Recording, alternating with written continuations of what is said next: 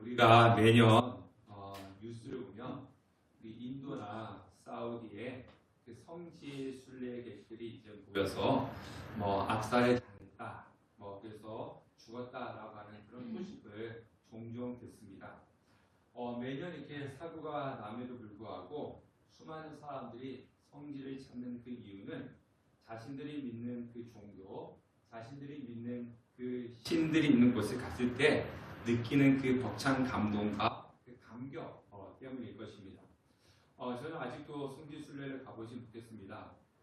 근데 가보신 분들의 이야기 들어보면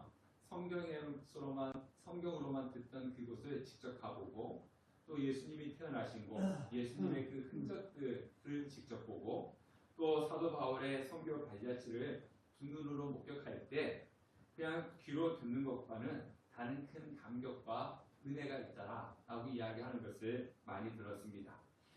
금요 기도회부터 시편 말씀을 살펴보고 있는데요. 오늘 우리가 살펴보는 이 시편 말씀은 121편입니다.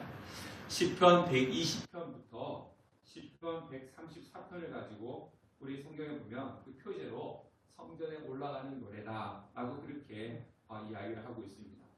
성전에 올라가는 노래다라고 하는 것은 무엇일까? 우리가 그 배경에 대해서 알아야지 우리가 항상 성경에 대해서 더 이해할 수 있습니다. 지금 우리가 가지고 있는 그 개념과 우리나라의 문화와 지금 내가 갖고 있는 그 생각으로 우리가 성경을 읽으면은 반드시 성경을 왜곡하게 되어 있고 또 이단이 나올 수가 있는 거예요. 우리가 이 성경은 비록 2000년 전, 3000년 전, 4000년 전 히브리 사람들에게 하나님께서 그들의 상황에 맞게끔 주신 말씀이기 때문에 그들의 상황 속에서 우리가 이해를 해야 되는 겁니다. 지금 현대 우리의 개념으로 이해를 하면 무슨 말인가 싶기도 합니다. 그러면 성전에 올라가는 노래다. 왜 이 표제에다가 성전에 올라가는 노래다라고 이렇게 기록했을까요? 그 이유를 우리가 알아야 됩니다. 구약에 이스라엘 백성들은 지켜야 되는 절기가 있습니다. 마치 우리나라의 설이라든가 아니면 추석과 같은 그런 명절입니다. 구약의 절기는 크게 7대 절기라고 하고 그 중에서 또 3대 절기로 나눕니다. 7대 절기는 유월절, 무교절, 초실절, 맥주절, 나팔절, 첫째의 초막절 이것을 가지고 7대 절기라고 합니다. 이 7대 절기 중에서 세 가지 유월절과 맥주절, 초막절을 가지고 3대 절기라고 그렇게 이야기합니다. 이 3대 절기에 이스라엘 남자들 중에서 성인인 남자들은 의무적으로 예루살렘 성전에 올라가서 제사를 드리면서 절기를 지켜야 했습니다. 우리가 절기하면 그냥 하루 이렇게 생각할 수가 있는데요. 이스라엘 백성들의 이 절기는 7일, 일주일 동안 예루살렘 성전에서 지내야 했습니다. 그러니까 이 절기 때는요, 이스라엘 팔레스타인 땅에 살고 있는 모든 성인된 남자들, 그리고 이스라엘 땅에 살고 있지 않지만 이방 땅에 살고 있는 사람들, 그 사람들을 우리가 디아포라스라고 하는데요. 이방 땅에 살고 있다 할지라도 그 사람들은 다 이 절기 때는 성인 남자들은 예루살렘 성전을 모여야 했습니다. 그리고 그곳에서 절기를 지켜야 했습니다. 그러니까 이 절기 때만 되면 예루살렘 성에는 많은 사람들을 모여서 인산인해를 이루었을 것입니다. 그런데 우리가 생각할 때 그래 가서 절기를 지키겠지, 올라가겠지 이렇게 생각을 쉽게 생각하면 안 됩니다. 지금이야 교통이 발달되어 있어서 그냥 비행기 타고 멀리서도 올 수가 있고 또 차를 몰고 갈 수도 있고 그렇습니다. 우리나라 같은 경우는 1일 생활권이잖아요. 대부분 하루 안에 갔다 올 수가 있습니다. 물론 오지 같은 경우는 하루에 갔다 오기는 힘들지만 그래도 웬만한 도시들은 우리나라는 그날 갔다가 그날 올 수가 있습니다. 그러나 이 당시에 교통수단이 무엇이 있겠습니까? 잘 사는 사람들은 말을 타고 갈 수도 있겠지만 그런 사람들은 흔하지 않고요. 대부분 걸어서 움직여야 했습니다. 그러니까 절기를 지키기 위해서는 집에서 그 예루살렘 성까지 일주일씩 걸리고 또 한 달씩 걸려서 가는 여정이었습니다. 조선시대 때 우리나라 과거를 보기 위해서 몇 날 며칠을 걸려서 한양으로 올라가는 그 여정과 같은 것입니다. 그리고 성전으로 오는 그 비용은 전부 본인이 부담하고 감당해야 됐습니다. 그러니까 이 오랜 시간 걸어서 예루살렘에 와서 또 일주일 동안 거기서 절기를 지키고 또 다시 온만큼 시간을 걸려서 집으로 돌아가야 되는 그 오랜 시간이 걸리는 여정이다 보니까 온 가족이 같이 움직이는 집안도 있고 또 어떤 집안들은 가족은 남겨두고 성인 남자들만 예루살렘 성으로 절기를 지키기 위해서 가는 경우도 있었습니다. 그러면 뭐 가다보다 또 오랜 시간을 걸려서 가지 이렇게 생각할 수가 있는데요. 이렇게 절기를 지키러 사람들이 갈 때 항상 뒤따라오는 것이 있었습니다. 그것은 무엇이냐면 안전의 문제가 되는 것입니다. 자, 금요일에 제가 이 이야기를 했더니 사모님이 이렇게 이야기하더라고요. 아싸, 나는 혼자다 이렇게 이야기하더라고요. 성인 남자면 저와 우리 아이들이 다 이렇게 가면 혼자 남아있다. 자유시간이다 이렇게 이야기를 하더라고요. 그래서 제가 그런 이야기를 했습니다. 강도의 위협과 도적의 위협이 있는데 아싸라고 나오냐? 그 당시에 이 강도가 오면은 물건만 훔쳐갑니까? 아니에요. 사람을 죽이죠. 또 사람들 잡아서 노예로 갖다 팔아버립니다. 여성은 어떻게 하겠습니까? 겁탈을 하죠. 그런데도 아싸가 나오냐? 제가 그렇게 이야기를 했습니다. 우리나라 치안이 세계적이라고 하지 않습니까? 그런데요, 지금 또 어떤 나라들은요, 대낮에 물건을 훔쳐가는 것은 둘째가고 물건을 손에 쥐고 있는데도 와서 강제로 뺏어가는 나라들이 있습니다. 네. 제 친구가 필리핀 선교사를 했는데요. 예전에 몇 년 전에 집에 밤에 도적이 들었대요. 거기는요, 우리나라는 밤에 강도가 딱 도적이 들면 어떻게 해요? 강도야! 소리라도 지르잖아요. 소리를 지르면 사람들이 막 도망이도 가고 뭐 그러는데 이 나라는요, 소리를 지르면 안 됩니다. 그 강도가 들었을 때, 도적이 들었을 때 물건을 다 훔쳐갈 때까지 자는 척하고 있어야 된답니다. 도중에 일어나는 인기적인 느끼면 총으로 그냥 쏴버리는 거예요.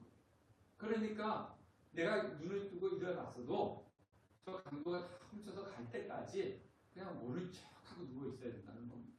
근데 필리핀만 그럽니까? 그런 나라들이 이 나라, 지금 현재 이 세계 곳곳에 엄청 많은 거예요. 그러니까 우리의 지금 이 현대적인 우리나라의 관점으로 생각을 하면 이 오늘 읽은 시편 121편을 이해할 수 없다는 겁니다. 그러니까 고대에서 성전으로 올라가는 이 순례자들에게는 가족을 데리고 예루살렘 성으로 올라가도 위험하고 지금 가족을 남겨두고 가도 위험한 것은 똑같습니다. 자, 그러면 이러한 위험이 있음에도 불구하고 굳이 성전에 올라가야 되는 그 이유가 무엇일까요? 옛날 이스라엘 사람들은요, 개인이 가던 가족이 같이 성전에 올라가는 간에 하나님의 성전, 하나님 임재에 계시는 그 곳에서 하나님 앞에 제사를 드리는 것을 큰 영광으로 알았습니다. 그래서 하나님께서 임재해 계시는 곳에 가가지고 내가 하나님께 예배드린다는 것은 이스라엘 백성들에게 의무이자 큰 특권이었습니다. 그러니까 그 가는 길이 힘들고 어렵지만은 얼마나 벅찬 감동이 있었겠습니까? 내가 양을 직접 가지고 내가 양을 직접 하나님 앞에 제물로 드린다. 그리고 제사를 드리면서 나의 죄를 용서받았다. 그런 것들이 얼마나 이 사람들에게는 큰 것이었고 큰 벅찬 감동이었겠습니까? 또 성전에 올라가면 제사장들이 맞이해주고 또 성전에서 일하던 레위인들의 인도로 하나님께 찬양하고 예배를 드리고 있다. 그리고 각지에 오는 사람들이 한 자리에서 하나님을 찬양하고 예배드린다. 이거는요, 이루 말할 수 없는 큰 은혜와 감동입니다. 제가 예전에 선교를 태국에 갔었던 적이 있는데요. 이제 그 비가 와가지고 비행기가 결항이 되면서 이제 한국에 못 들어왔어요. 그래가지고 그 주일에 그 태국에 있는 현지 교회 가서 예배를 드렸는데요. 아까 우리가 찬양했던 예수 우리 왕의 찬양을 다 하는데 우리나라 사람은 우리나라 말로, 태국 사람은 태국 언어로 찬양을 하는 거예요. 각자 언어는 다르지만 그 똑같은 곡을 가지고 하나님 앞에 찬양을 드리는데 이루 말할 수 없는 그 은혜와 감동이 있더라고요.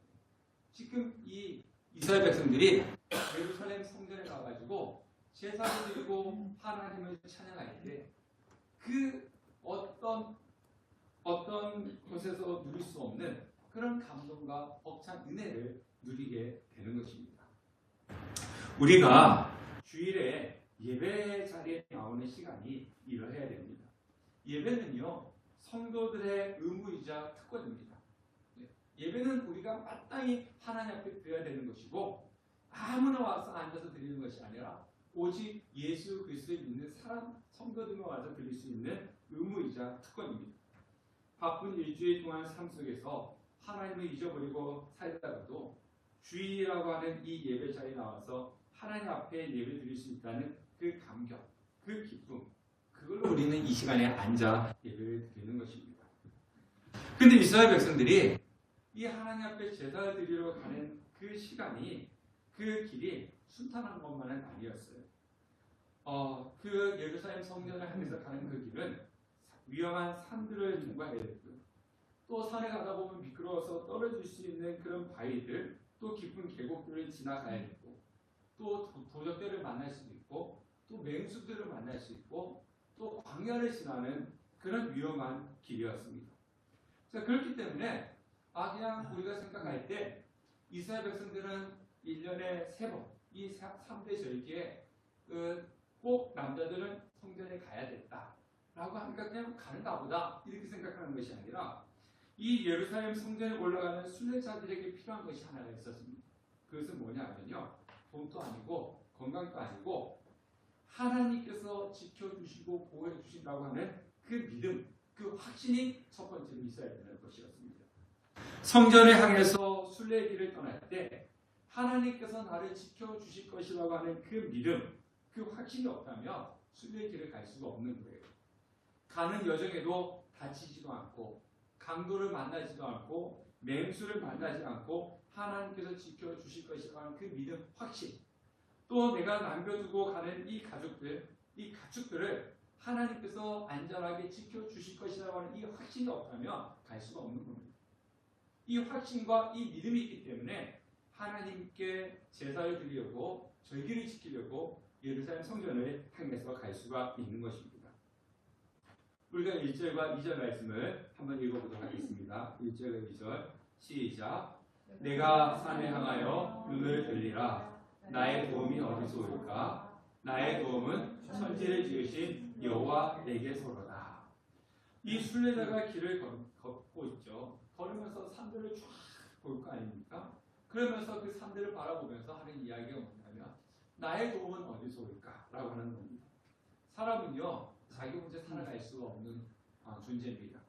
누군가의 도움을 받아야 되고, 나 또한 누군가의 도움이 되는 존재가 되어야 됩니다. 사람은 서로 도움을 주고받고 사는 존재이지, 나 혼자 독불장군으로 살아갈 수 있는 존재는 절대로 아닙니다.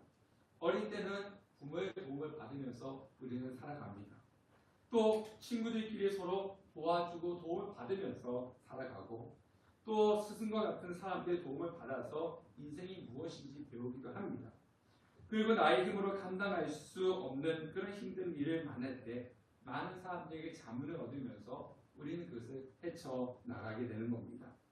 그래서 오늘 시편 121편의 이 주인공이 나의 도움은 어디서 올까? 라고 이제 마음속으로 스스로 묻습니다. 스스로 묻으면서 자기 혼자 대답을 하는데, 그 대답이 뭐냐면 나의 도움은 천지를 지으신 여호와에게서다. 이렇게 대답을 하는 겁니다. 사람들은요, 사람들마다 의지하는 존재가 다릅니다. 오늘 이 성경에 있는 이 사람은 하나님이다 라고 그렇게 이야기했지만, 수많은 사람들은 자신이 의지하는 존재가 다 각각 따로 있습니다. 자, 근데 오늘 우리 한글 성경에는요, 내가 산을 향하여, 그래서 이 산을 하는 것이 단수로 쓰여졌잖아요. 근데 원문은요, 복수입니다. 산들을 향하여. 그러니까 우리도 가까운 이렇게 산에 탁 올라가면은 수많은 산들이 이렇게 보이잖아요. 그러니까 이 시편 121편의 그 주인공이 수많은 산들을 탁 바라보면서 지금 이야기하는 겁니다. 그러면 여기서 말하는 산은 무엇을 이야기하겠습니까? 우리가 건너야 될 인생의 고난, 어려움을 이야기하는 거죠. 산을 넘는 것은 쉬운 것이 아니잖아요. 어렵지 않습니까? 이제 어려운 거지 않습니까? 그러니까 인생길에는요, 앞에 산들이 쫙 펼쳐 있는 것처럼 어려움들이 이렇게 쫙 펼쳐져 있다는 거예요. 그래서 이 시편 121편의 그 주인공이 자신의 인생 앞에 펼쳐져 있는 수많은 산들을 탁 바라보면서 눈을 나의 도움은 어디서 오는 거냐? 이렇게 질문을 하고 있는 거죠. 오늘 이 시편은요, 두 부분으로 나눌 수 있습니다. 1절부터 2절까지는 이 주인공이 자신 혼자 이야기하는 거예요. 자신 혼자 이야기하는 거고, 3절부터 8절까지는 이 주인공이 이야기한 것에 대한 다른 사람들이 대답을 하고 화답해 주는 그런 게 전개가 되는 겁니다. 그러니까 이 절기 지키기 위해서 순례자 혼자 가는 게 아니잖아요. 혼자 가면은 강도를 만날 위협들이 있으니까 가족들, 그리고 동네 사람들, 또 친척들, 수많은 사람들이 무리를 지어서 같이 이제 이동을 하고 있는 거예요. 이동을 하면서 이 주인공이 이 수많은 어려움 가운데, 내 인생 가운데 과연 나의 도움은 누구냐? 내 인생 가운데서 과연 나를 도와줄 수 있는 사람, 도와줄 수 있는 존재는 누구냐? 이렇게 질문을 합니다. 그러면서 자기 혼자 대답을 하는 거죠. 천지를 지으신 하나님이시다. 이렇게 대답을 하는 겁니다. 자, 여기서 도움이라고 하는 것은 뭐냐면 지원하다, 구조해주다, 구원하다라고 하는 그런 뜻을 가지고 있습니다. 내가 도움이 필요할 때 나를 적극적으로 지원해주고 도와줄 수 있는 그 존재. 그 존재가 누구십니까? 여러분들 누구일 것 같아요? 끝까지 나를 도와줄 수 있는 존재가 누구겠습니까? 아무리 친한 사람도요, 사랑하는 존재는 평상시는 친해도 자신한테 손해가 온다 그러면요, 마음이 달라지는 거예요. 네.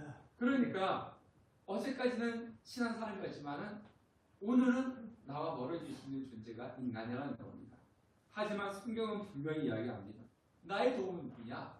끝까지 나를 도와줄 수 있는 존재는 누구냐? 바로 천지를 지으신 여호와 하나님이시다 라고 말씀을 하고 있습니다. 하나님만이 나의 구원자이시고 하나님만이 나의 지원자이심을 믿으시는 우리 성도님 되시기를 성님 되시길 바라겠습니다.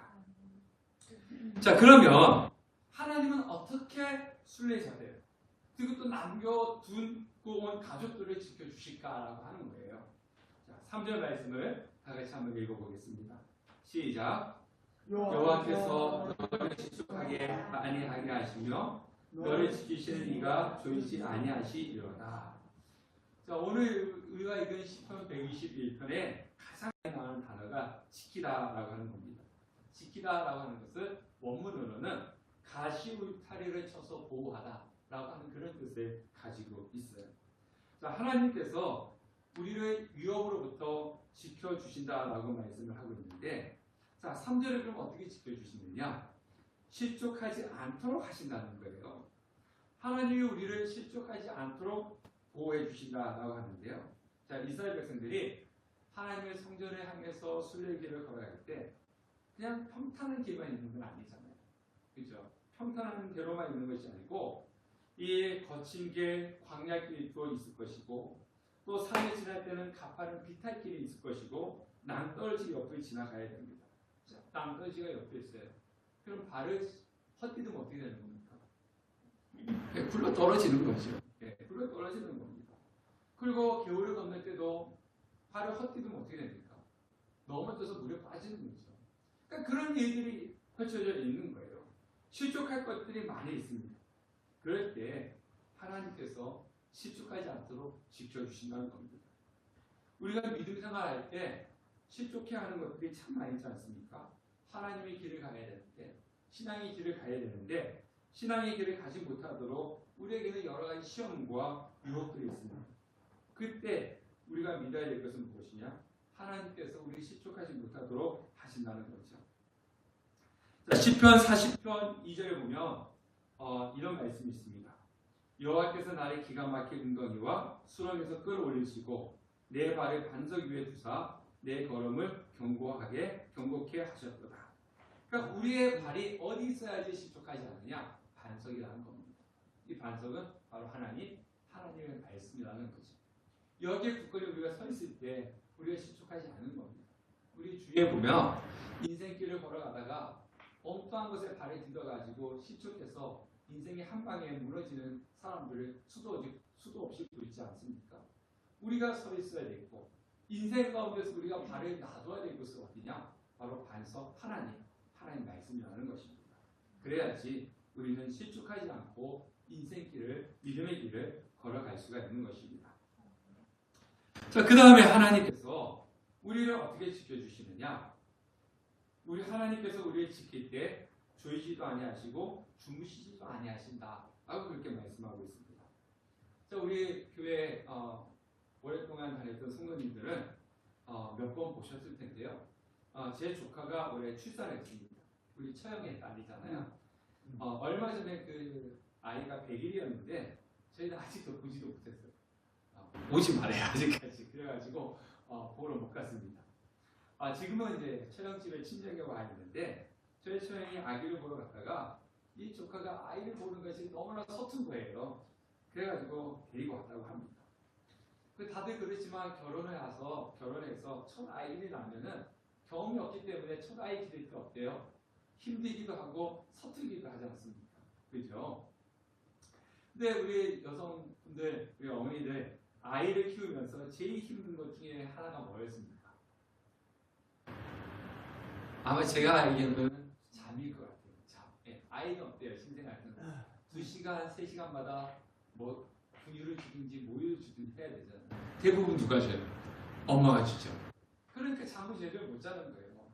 2시간, 3시간마다 깨어서 또 아이에게 젖을 먹이고 그리고 또 자고 또 깨고 이런 일이 계속 반복되지 않습니까? 또 이게 가끔씩 가다가 어떤 아이들은 낮밤이 바뀌잖아요. 낮에는 잘 자고 밤에는 안 자고. 그러니까 엄마들은 이 아이들 때문에 잠을 자지 못하고 정말 힘들어하는 것을 많이 보았습니다. 자, 그런데요. 아무리 부모가 자녀를 지켜준다고 할지라도 사람은 연약하기 때문에 하루 24시간, 1년 365일을 그냥 계속 지켜볼 수는 없습니다. 여러 사람이 돌아가면서 번갈아가면서 돌봐야 하는 것입니다. 그런데요. 하나님은 어떻다고요? 하나님은 졸지도 아니하시고 주무시지도 아니하시고 우리를 지켜주신다 라고 그렇게 말씀하고 있습니다. 하나님 피곤하다고 해가지고 꾸벅꾸벅 존다 그런 상상을 우리는 해본 적이 없습니다. 하나님은 늘 우리를 살피시며 지켜주시는 분으로 우리는 알고 있습니다. 열왕기하 18장에 보면 엘리야 선지자가 갈멜산에서 그 바알 선지자가 대결할 때 그런 이야기 하지 않습니까? 너희 신들한테 더 크게 소리 질러라. 너희 신이 자고 있는지 모르니까 더 크게 소리 질러라. 그렇게 이야기를 합니다. 이 세상의 것들은요. 우리를 그렇게 졸지도 아니하고 주무시도 아니하고 우리를 지킬 수 있는 것은 아무것도 없습니다. 오직 하나님만이 졸지도 아니하시고 주무시지도 아니하시고 우리를 지켜보시는 것입니다. 그러면 우리의 부모님들이 우리의 사람들이 우리에 있는 그 가족들이 뭐 내가 돌보지 못하고 돌보고 싶지 않아서 돌보는 건 아니잖아요. 인간에 뭐가 있습니까? 연약함이 있고 한계가 있는 거죠. 한계가 있고 연약함이 있기 때문에 도와주고 싶지만 돌볼 수가 없는 거예요. 자, 부모님들의 마음은 자녀에게 콩 한 쪽이라도 주고 싶어하는 마음이지 않습니까? 콩 한 쪽이라도 더 주고 싶은데 여력이 안 되고 능력이 안 되니까 못 해주는 경우들이 참 많이 있습니다. 자, 그런데 하나님은 어떤 분이십니까? 영원하시고 능력이 있으신 분. 그렇기 때문에 하나님 우리를 늘 돌봐주시는 분이셔요. 그래서 우리는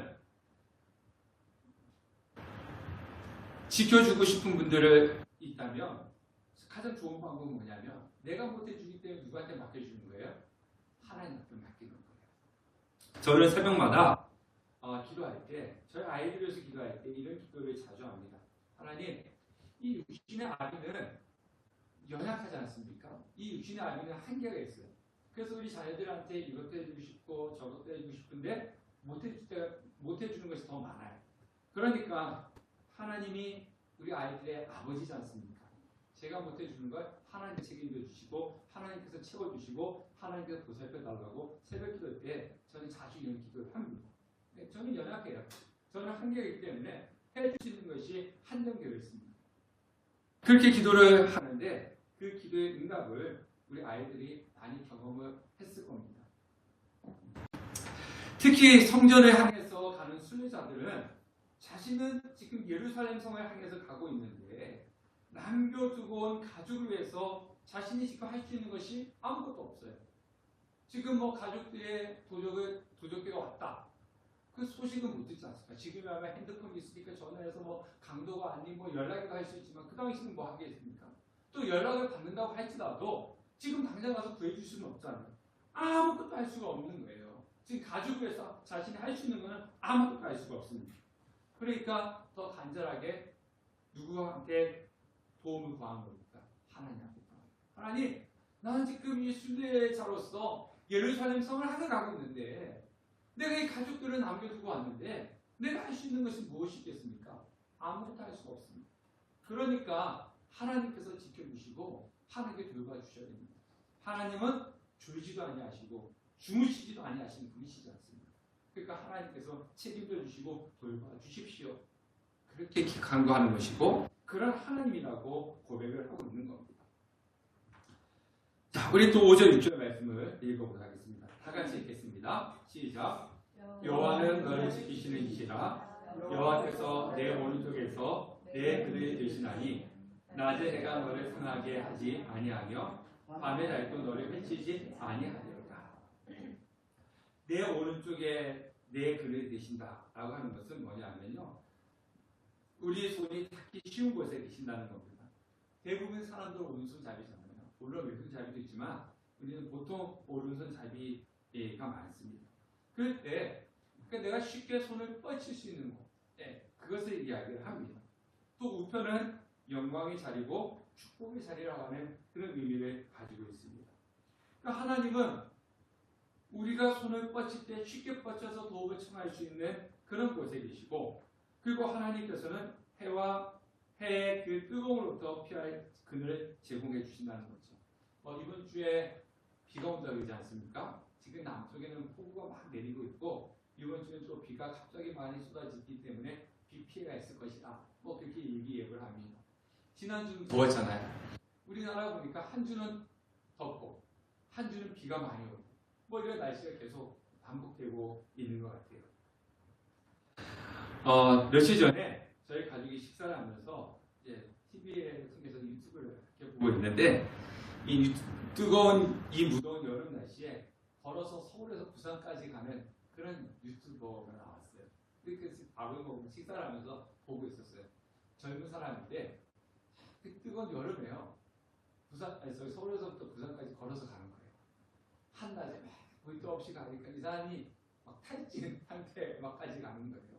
그래가지고 또 시골 같은 데 가면 뭐도 없어요. 도시는 마트도 없고 슈퍼도 흔하게 있는데 시골이니까 마트도 없고 편의점도 없는 거예요. 근데 마트라고 간판이 있는데 갔더니 문 닫혀 있고 그래서 이 사람이 물줄 살 수도 없고 그래가지고 막 기진맥진하는 그런 것까지 그렇게 다 보여주더라고요. 우리가요 뜨거울 때 이 그늘만 들어가도 어떻습니까? 시원하잖아요. 물만 있어도 되는데 물도 없고 그늘도 없으면 사람은 탈진해서 쓰러지는 겁니다. 자, 이 순례자들이 걸어가는 여정이 산만 있는 것은 아니잖아요. 광야도 지나가야 되지 않습니까? 광야의 태양은 거의 죽음과 같이 뜨겁습니다. 광야는 사막이기 때문에 낮에는 뜨겁고 밤에는 춥습니다. 그래서 하나님께서 이스라엘 백성들을 40년 동안 광야에서 인도하실 때 밤에는 불기둥으로 낮에는 구름기둥을 인도한 이유가 바로 거기에 있는 것입니다. 하나님께서 어떻게 책임져 주시고 돌봐주시느냐? 내가 손을 뻗칠 때 가장 가까이 잡을 수 있는 그 가까운 곳에서 해와 그리고 달이 우리를 해치지 못하도록 지켜주시고 돌봐주신다. 이렇게 말씀을 하고 있는 것입니다. 자, 7절과 8절 말씀 마지막 읽어보도록 하겠습니다. 시작. 여호와께서 너를 지켜 모든 환난을 면하게 하시며 또 내 영혼을 지키시리로다. 여호와께서 너의 출입을 지금까지 영원까지 지키시리로다. 여기에 말씀 보니까 영혼을 지키신다 이렇게 말씀을 하고 있잖아요. 이 환난과 이 사람에게 있어서 가장 큰 환난은 무엇이겠습니까? 사람에게 있어서 가장 큰 그 징벌은 무엇이겠습니까? 바로 내 영혼이 죽어가는 거예요. 돈이 없어, 몸이 아파, 이건 두 번째입니다. 가장 힘든 것은 뭐냐면은 하나님과 관계가 끊어지고 영혼이 죽어가는 것. 그것이 사람이 당하는 가장 가장 큰 형벌이라고 하는 거죠. 근데 7절의 말씀 보니까 하나님께서 우리를 지켜주신다. 근데 모든 환난이 면하게 하시는데 무엇을 지켜준다고요? 영혼을 지켜준다. 아니 그냥 가족을 지켜준다. 건강을 지켜준다. 뭐 물질을 지켜준다. 이렇게 이야기하면 우리는 쉽게 그래. 할 텐데 영혼을 지키시리로다. 이렇게 이 말씀을 하고 있어요. 왜 영혼을 이야기하겠습니까? 성경에서. 인간에서 가장 중요한 것은 영혼이 살아야 되기 때문에 그렇습니다. 육신은 보이다가 잠깐 보이다가 없어지는 것이 육신이잖아요. 그러니까 영혼은 영원한 것입니다. 그러니까 어떤 것이 더 중요하겠습니까? 영혼이 더 중요하죠. 그 영혼을 하나님께서 지켜주신다. 그렇게 말씀을 하고 있습니다. 근데 어떻게 해요? 8절을 보면 지금부터 영혼까지 지켜주신다라고 그렇게 말씀을 하고 있습니다. 자, 그러면 우리가요 또 이렇게 아셔야 돼요. 지금 순례자는 가족과 떨어져 있잖아요. 예, 가족과 떨어져 있기 때문에 도와주고 싶어도 도와줄 수 없어요. 근데 우리가 항상 가까이 있는 사람이 도움을 많이 받는 거죠. 그죠? 가까이 있는 사람이 도움을 많이 받는 거예요.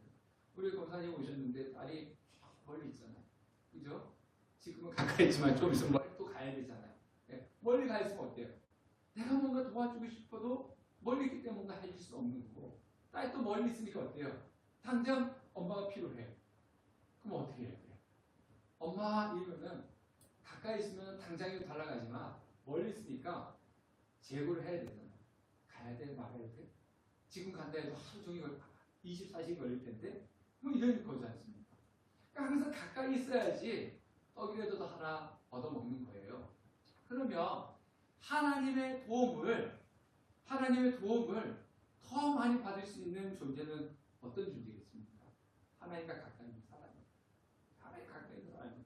우리 생각해 보세요. 내 옆에 있는 사람이 뭐가 줄 수 있어도 하나 더 쉽게 줄 수 있지, 멀리 있는 사람은 주고 싶어도 쉽게 줄 수가 없는 것처럼 하나님과 함께 늘 가까이 있는 사람들이 하나님의 더 도우심을 받을 수가 있고 하나님의 더 큰 축복을 받을 수가 있는 것입니다. 그래서 우리는 항상 어떻게 해야 돼요? 하나님과 가까이 있어야 돼요. 하나님과 가까이 있어도 애써야 되죠. 예. 그러기에 하나님이 나의 도움이시고 나를 영원히 지켜주시는 분들임을 우리는 믿으셔야 되는 겁니다. 자, 말씀을 정리하도록 하겠습니다. 하나님은 우리를 지켜주시는 분이십니다. 우리를 지키되 몸과 영혼을 지키시고 졸지도 아니하시고 주무시지도 아니하시고 지켜주시는 분이시고 모든 환난 가운데 지켜주시는 분이시고 그리고 안전하게 피할 곳을 내어서 실족지 않게 지켜주시는 분이시고 그리고 지금부터 영원까지 우리를 지켜주시는 분, 그분이 바로 우리가 믿고 있는 하나님이시라는 것입니다. 우리가 주님 안에 거할 때 세상의 풍파가 우리를 삼키지 못할 것입니다. 우리를 지키시고 보호하시는 그 하나님의 돌보심이 있기 때문에 그렇습니다. 시편 121편 1절에서 2절 말씀처럼 이 어려운 환난 가운데, 이 어려운 인생 가운데 과연 나를 지켜줄 수 있는 존재가 누구냐라고 질문할 때 대답은 하나님. 나의 도움은 천지를 지으신 여호와 한 분이시다 라고 할 수 있는 그런 고백을 하고 그런 도움을 받는 여러분들이 되시기를 주님의 이름으로 축원합니다.